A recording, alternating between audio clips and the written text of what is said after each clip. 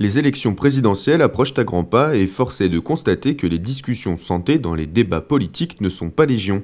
Dijon Santé a donc voulu, à travers des questions communes, interroger les représentants des principaux candidats. François Deseille, responsable du MoDem en Bourgogne et adjoint au maire de Dijon, nous explique ce que fera François Bayrou contre les déserts médicaux. Donc le désert médical est une hérésie, pour cela il faut y remédier. Au niveau des médecins, nous sommes partisans, François Bayrou dans son programme 2012 est partisan d'ouvrir le numerus clausus en partenariat avec l'université, les pouvoirs publics, mais d'ouvrir ce numerus clausus et de flécher à la sortie les étudiants obligatoirement vers des zones désertiques, notamment rurales. Il faudra travailler là-dessus. Deuxièmement, il faudra travailler sur les maisons médicales. Un travail a déjà été commencé, il faudra l'accentuer, arriver à ce que les maisons médicales soient adossées aux hôpitaux ruraux quand ils existent. S'ils n'existent pas, y travailler.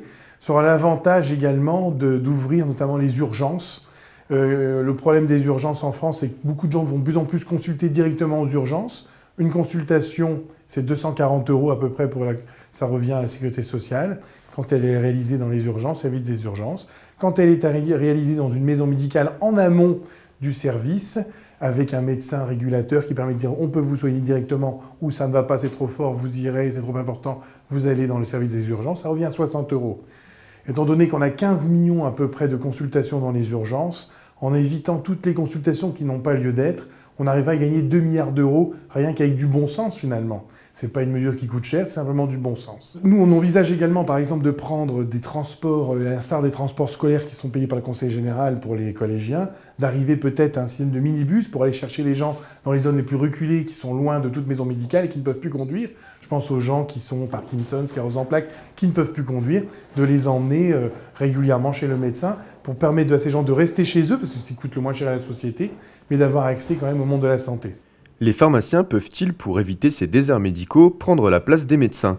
La question a été récemment soulevée, mais les avis divergent. Bien entendu, non.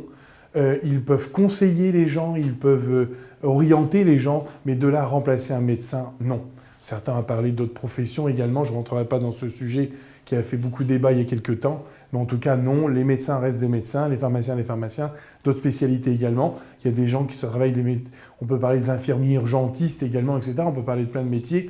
Laissons chaque profession travailler là-dedans, augmentons le numerus clausus comme je l'ai dit tout à l'heure, et on arrivera déjà à bien travailler sur les déserts médicaux. Avec le SMR, le service médical rendu, beaucoup de médicaments ont été ces dernières années déremboursés. Alors pour ou contre l'augmentation du laissé à charge?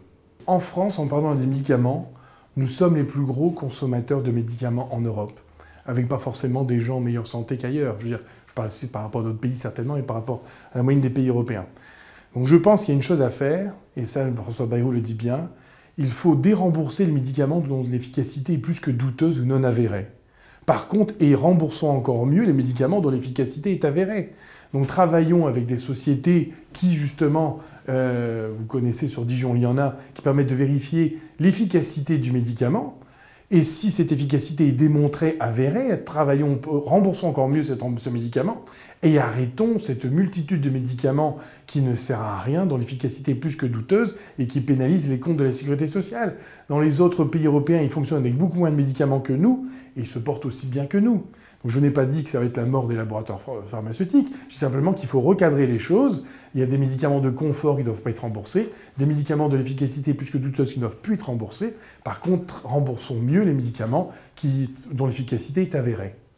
Notre système de santé a été l'un des plus aboutis et performants d'Europe, voire du monde.